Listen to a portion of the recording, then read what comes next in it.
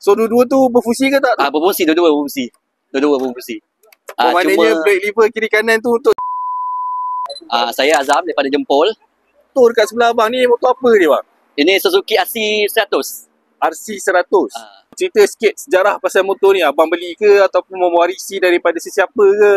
Saya beli kat Cikgu Pencen lah. Cikgu Pencen. So waktu beli tu condition ni macam mana? Terbarai lah.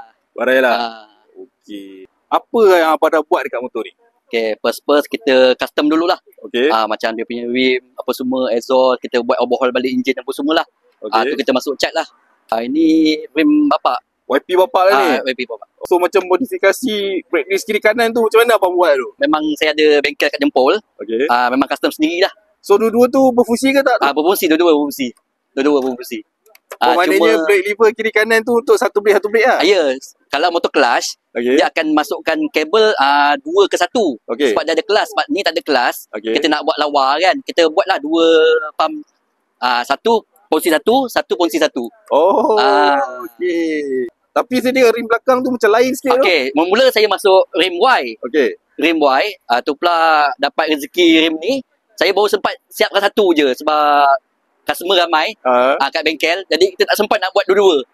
Dua-dua ada. Okey. So buat sementara waktu pakai macam ni dulu lah. Next project lah bagi siap. Okey, ngam. Cat ni abang buat sendiri ke macam mana? Cat buat sendiri. Okay, sebab kita pun ada ambil motor, kita restore balik apa semua kat Jempol. So daripada sikit exhaust bang, exhaust apa tu? Ni exhaust pipe biasa lah. Kita order daripada Indonesian.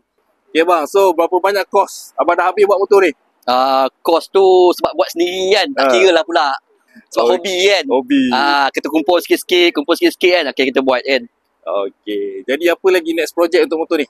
Next project mungkin lah nak usik enjin lah. Usik enjin dengan siapkan rim belakang lah. Siapkan rim belakang.